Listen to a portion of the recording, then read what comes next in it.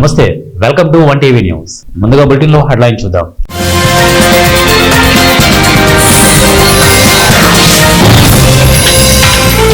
YCP హయాంలో అవినీతి రాజ్యమేలింది, JP Nadda.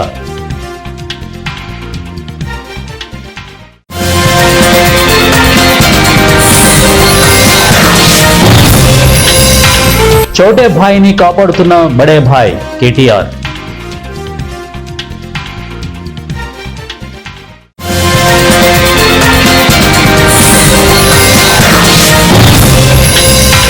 ఎగురలేక రన్వేపై ఆగిపోయిన విమానం, ప్రయాణికుల్లో డింపుల్ యాదవ్.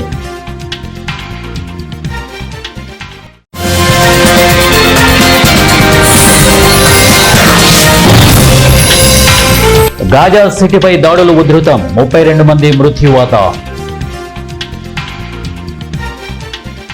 బులెటిన్లో డీటెయిల్ చూద్దాం. వైసీపీ హయాంలో అవినీతి రాజ్యం వెళ్లిందని కేంద్ర మంత్రి, బీజేపీ జాతీయ అధ్యక్షుడు జేపీ నడ్డా విమర్శించారు. విశాఖపట్నంలో బీజేపీ సారథ్యం యాత్ర ముగింపు సభకు ముఖ్య అతిథిగా జేపీ నడ్డా హాజరయ్యారు. ఈ సందర్భంగా జేపీ నడ్డా మాట్లాడారు. బీజేపీ సారథ్యం యాత్ర విజయవంతంగా సాగింది అని ఉద్ఘాటించారు. వైసీపీ అవినీతి పాలనకు కూటమి చరమగీతం పాడిందని చెప్పుకొచ్చారు. ఎన్డీఏ పాలనలో ఏపీ అభివృద్ధిలో దూసుకుపోతోందని నొక్కి చెప్పారు. 2014కు ముందు దేశంలో అసమర్థ వారసత్వ ప్రభుత్వాలు ఉండేవని విమర్శించారు. 2014 తర్వాత దేశంలో వచ్చిన మార్పులను ప్రజలు గమనించాలని జేపీ నడ్డా సూచించారు. వైఎస్ జగన్ అక్రమాలు మొత్తం బయట పెడతామని జేపీ నడ్డా హెచ్చరించారు. ఎల్ఎల్బిసి టన్నెల్ ప్రమాదం జరిగి 200 రోజులు దాటినా కేంద్ర రాష్ట్ర ప్రభుత్వాలు స్పందించడం లేదని బీఆర్ఎస్ వర్కింగ్ ప్రెసిడెంట్ కేటీఆర్ విమర్శించారు. అసమర్థ కాంగ్రెస్ ప్రభుత్వం 6 మృతదేహాలను కూడా వెలికి తీయలేకపోయిందని మండిపడ్డారు. ఇంకా బాధిత కుటుంబాలకు ఎలాంటి పరిహారం చెల్లించలేదని ఆగ్రహం వ్యక్తం చేశారు. కాళేశ్వరం ప్రాజెక్టులో చిన్నపాటి సమస్యలకే జాతీయ డ్యాం సేఫ్టీ అథారిటీ బృందాన్ని పంపించి హంగామా సృష్టించిన కేంద్రంలోని బీజేపీ ప్రభుత్వం ఇక ఎల్ఎల్బిసి ఘటనపై దర్యాప్తు చేయడానికి ఎందుకు ఒక్క బృందాన్ని కూడా ఎందుకు పంపలేదని ప్రశ్నించారు. ఇక బీజేపీ బడే భాయ్ ఎందుకు తెలంగాణలో కాంగ్రెస్ చోటే భాయ్ని కాపాడుతున్నారంటూ దుయ్యబట్టారు. బీఆర్ఎస్ అధికారంలోకి వచ్చిన తర్వాత ఆ 6 కుటుంబాలకు న్యాయం జరిగేలా చూస్తామన్నారు. వారి ప్రాణాలు బలిగొన్న వారికి శిక్ష పడేలా చేస్తామని వెల్లడించారు.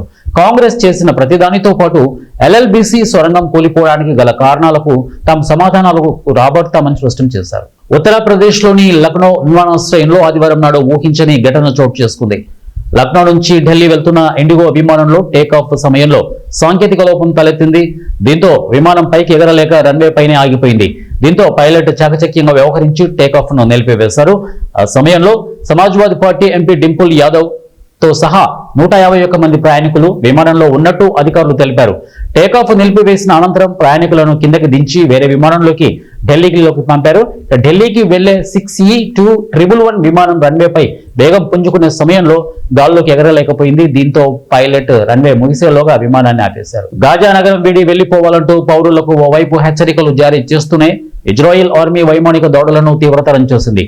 తాజా దాడుల్లో కనీసం 32 మంది చనిపోయారని షిఫా ఆసుపత్రి వర్గాలు తెలిపాయి. మృతుల్లో 12 మంది చిన్నారులు కూడా ఉన్నారని వెల్లడించాయి. శుక్రవారం రాత్రి నుంచి శనివారం ఉదయం వరకు దాడులు కొనసాగాయి.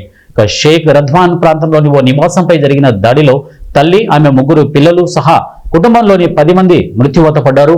ఇజ్రాయిల్ ఆర్మీ శనివారం సోషల్ మీడియా వేదికలపై మరోసారి పాలస్తీనియన్లకు హెచ్చరికలు జారీ చేసింది. హమాస్ శ్రేణులు నిఘాకు వాడుకుంటున్నాయనే సాకుతో గాజా నగరంలోని సుమారు 100 బహుళ అంతస్తులను ఇజ్రాయిల్ ఇటీవల కాలంలోనే నేలమట్టం చేయడం తెలిసిందే. తక్షణమే గాజా నగరాన్ని వీడి దక్షిణ ప్రాంతానికి వెళ్లాలని అందులో అల్టిమేటం జారీ చేసింది. ఎస్పీఎస్ఆర్ నెల్లూరు జిల్లా సోమశిల జలాశయం నుండి 5-6 క్రస్ట్ గ్రేట్ల ద్వారా నీటిని రాష్ట్ర దేవాదాయ శాఖ మంత్రి ఆనం రామనారాయణ రెడ్డి విడుదల చేశారు. నిండు కుండలా దర్శనమిస్తున్న సోమశిల జలాశయంలో ప్రస్తుతం జలాశయం ఇన్ఫ్లో 33,500 క్యూసెక్కులు కాగా జలాశయం అవుట్ఫ్లో 30,000 క్యూసెక్కులుగా ఉంది. జలాశయం ప్రస్తుతం నీటి సామర్థ్యం 74,128 టీఎంసీలు అని మంత్రి ఆనం చెప్పారు.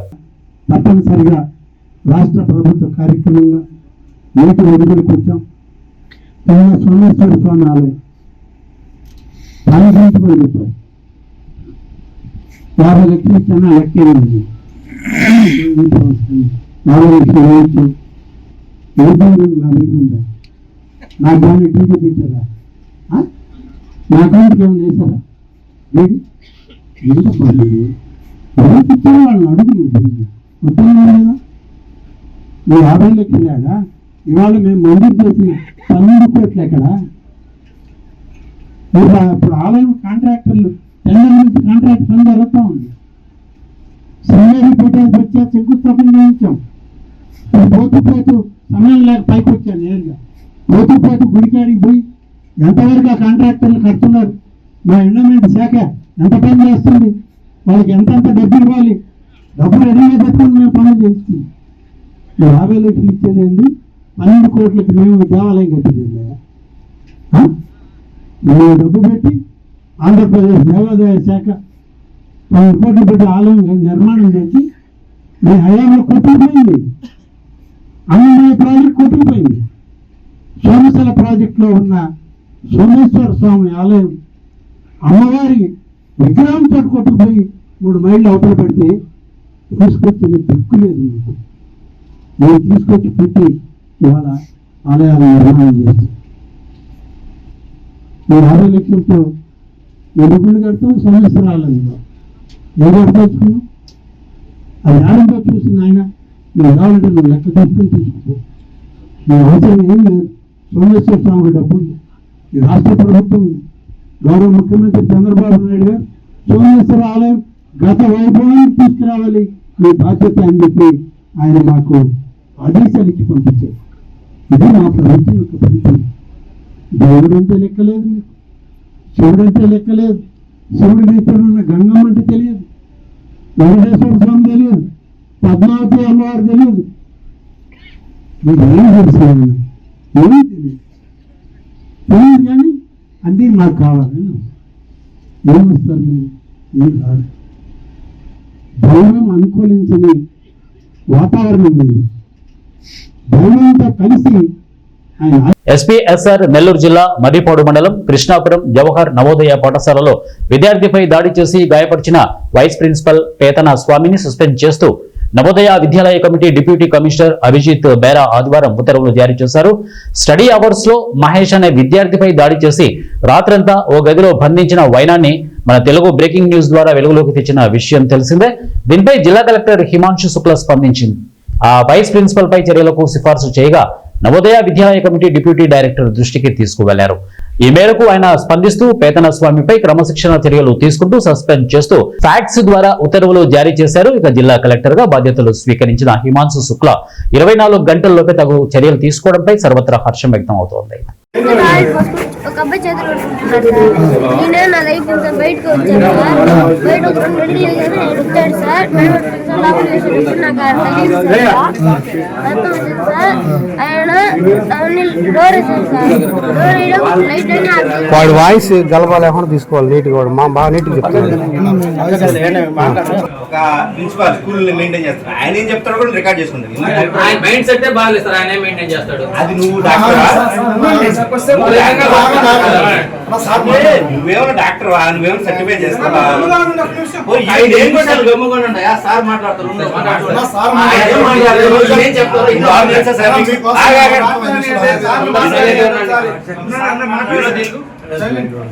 Telugu you know about his my son me today what happened to you? nothing is they were in front of the bathroom, they knocking the door. Then the group of 4 or 10 students then I scolded them and I pushed them inside and locked outside as a punishment for 10 minutes. After then what happened I don't know. Then after 10 minutes I opened and the boy came with the bleeding. Then I said go and meet and smile immediately. Why you pushed him? Like they may knocking the toilet door 20 minutes continuously. I said go 3 by go inside, don't lock outside door. Go inside and go urine. But there is nothing outside. Remaining students are standing outside. They are not able to go inside. He is outside there? He is I don't- outside there. He is not Like over. that I don't know. Group of students were there. Group of students. But why you particularly beaten him? I not But beaten why him. you particularly Whoever- pushed him? I not beaten him. Whoever in front of me, I pushed him inside. That's Do all. you have any right to push the student? Just tell. Yeah, I given punishment, sir. What's that punishment? You need to Yeah, call him to I your have principal to- chamber I have to and rectify you need to him. scold him. That's your responsibility. You are saying that you pushed, Yeah, you why beaten pushed him, him? you locked the door. I not beaten. Are you a principal or rowdy sheeter? No, I not beaten. You I doing principal like this? only. It's not correct answer, sir. Sir, It's not correct answer. మీరు ఉండండి కదా, sir మాట్లాడతారు. మాట్లాడేది అర్థమవుతుంది. వద్దు వద్దు, sir వచ్చారు. నేను తప్పుగా ఏం అనలేదు. ఎస్ఐ గారు వస్తే ఆయన లేచి నిల్చునే సాంప్రదాయం కూడా లేదు. ఇంకా ఏం మైండ్ సెట్ వద్దు వద్దు, సార్ పోలీస్ ఇన్స్పెక్టర్ ఈ కేమ్డ్ ఫర్ ఇయర్ ఒక నిమిషం. ఈ కేమ్డ్ for that what happened that incident, you need to rectify that. Yes, After coming a SI, you need to stand up or no? You need to respect him or no? Do you have no sense? Are you a principal or not? Are you studying or not? What night? What night? He is an official. He is a government officer. You need to wish him. You need to respect him. What is your respect? Where is your respect? Are you a principal or not? Who gave you the job, sir? Who gave you the job? You are unfit for this job. He is a government officer. He came here to investigate you. 560 విద్యార్థులు maintain చేయాలి. You are unfit for this job. ఏదన్నా SI గారు వచ్చారు. అని మిమ్మల్ని అడిగినారు. మాకేం చిల్లిపడలేదు కానీ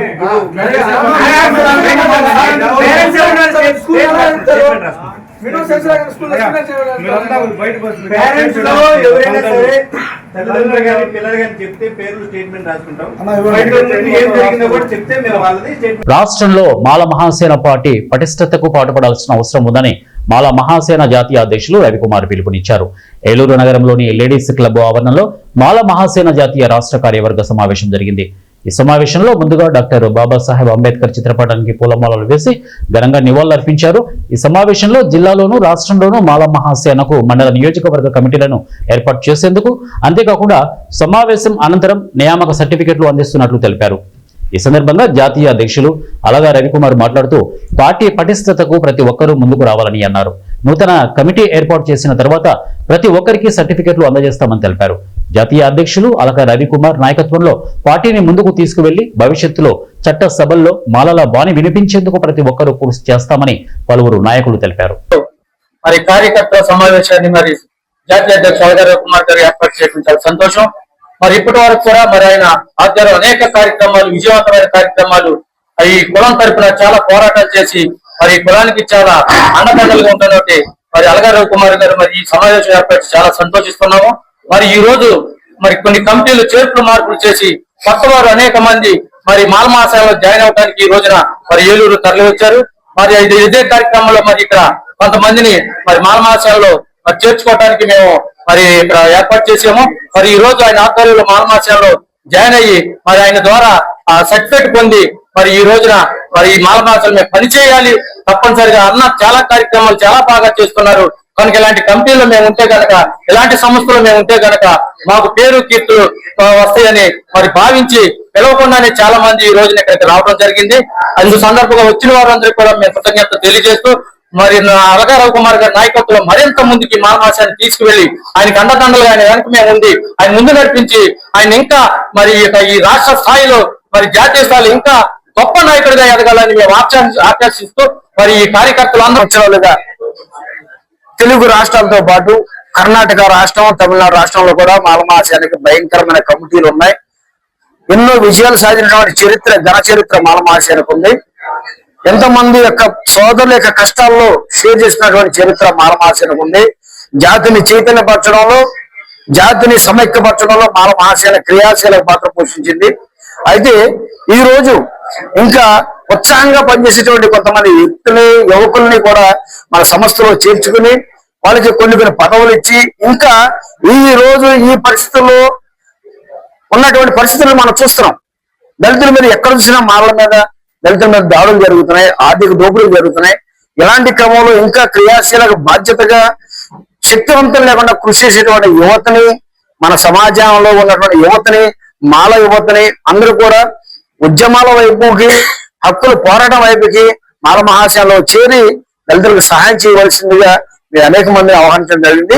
దానిలో భాగంగా ఈ రోజు కార్యక్రమంలో పెద్ద ఎత్తున కార్యకర్తలు, నాయకులు రావడం, ఈ రోజు కొత్త కమిటీని నియమించడం చాలా ఆనందంగా ఉందని చెప్పి మనం చేస్తూ అందరి యొక్క సహకారంతో మాల మహాసేన భవిష్యత్తులో మరింత ముందుకెళ్ళే కార్యాచరణ. కేంద్రంలోని ఎన్డీఏ ప్రభుత్వ ఆర్థిక వ్యవహారాల మంత్రిత్వ శాఖ పత్తి దిగుమతులపై 11% సుంకాన్ని రద్దు చేయడం పట్ల ఆంధ్రప్రదేశ్ రైతు సంఘం జిల్లా కార్యదర్శి కె శ్రీనివాస్ తీవ్ర ఆందోళన వ్యక్తం చేశారు.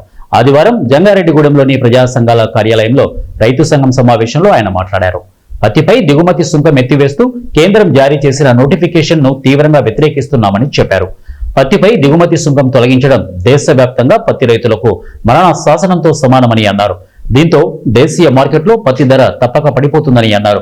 ఫలితంగా రైతులు మరింత కష్టాలు అప్పుల పాలవుతారని ఆందోళన వ్యక్తం చేశారు. మాటల్లో దేశభక్తి గురించి గొప్పగా చెప్పే మోడీ ప్రభుత్వం చేతుల్లో పత్తి రైతులకు ద్రోహం చేస్తోందని విమర్శించారు.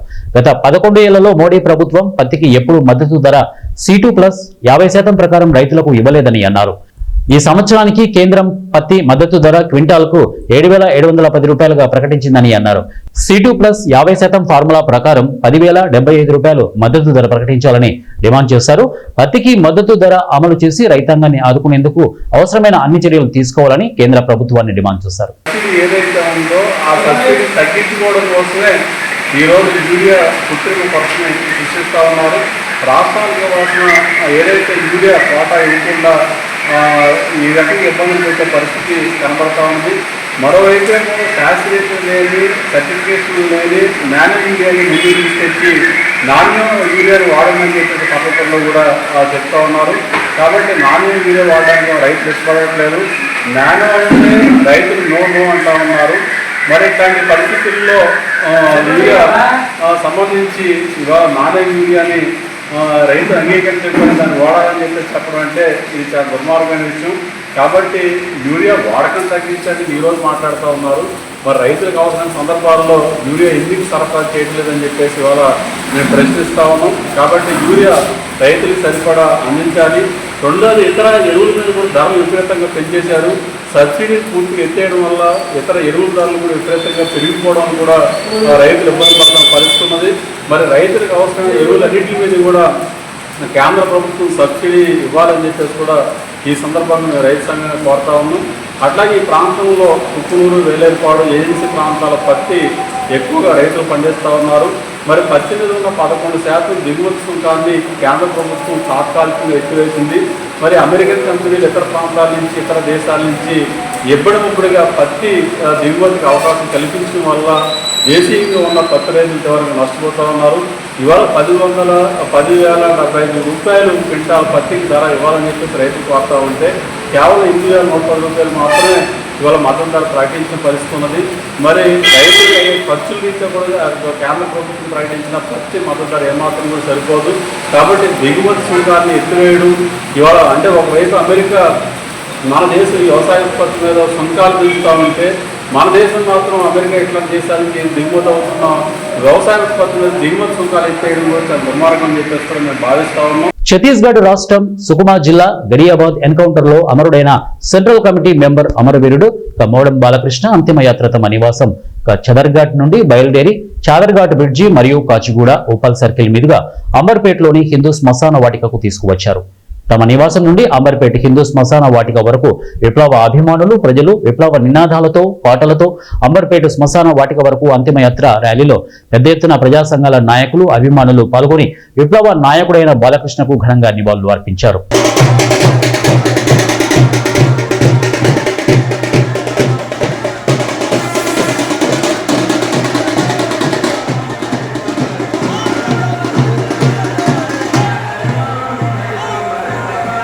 జయశంకర్ భూపాలపల్లి జిల్లా రేవగొండ మండలం కొడవటంచా గ్రామంలోని భక్తులు కోరిన కోరికలను తీర్చే కొంగు బంగారంగా విరాజిల్లుతున్న కొడవటంచా శ్రీ లక్ష్మీ నరసింహస్వామి వారిని సింగరేణి C&MD బలరాం మరియు భూపాలపల్లి ఎమ్మెల్యే గంటా సత్యనారాయణరావు దర్శించుకున్నారు.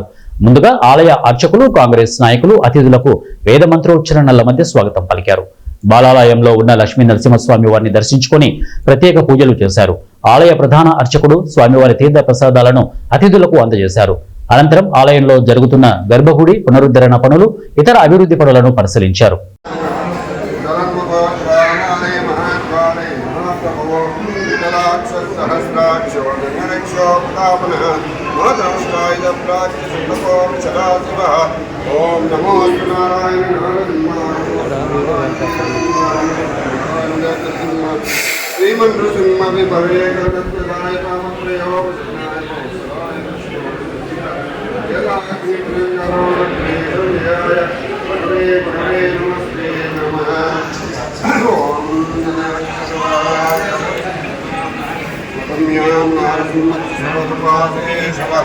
वत्स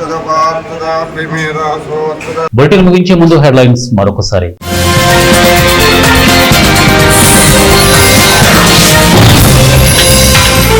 వైసీపీ హయాంలో అవినీతి రాజ్యమేలింది. జేపీ నడ్డా.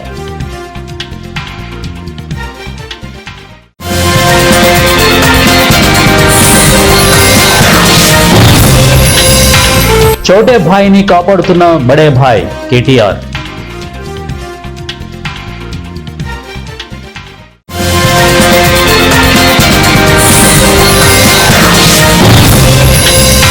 ఎగురలేక రన్వేపై ఆగిపోయిన విమానం, ప్రయాణికుల్లో డింపుల్ యాదవ్.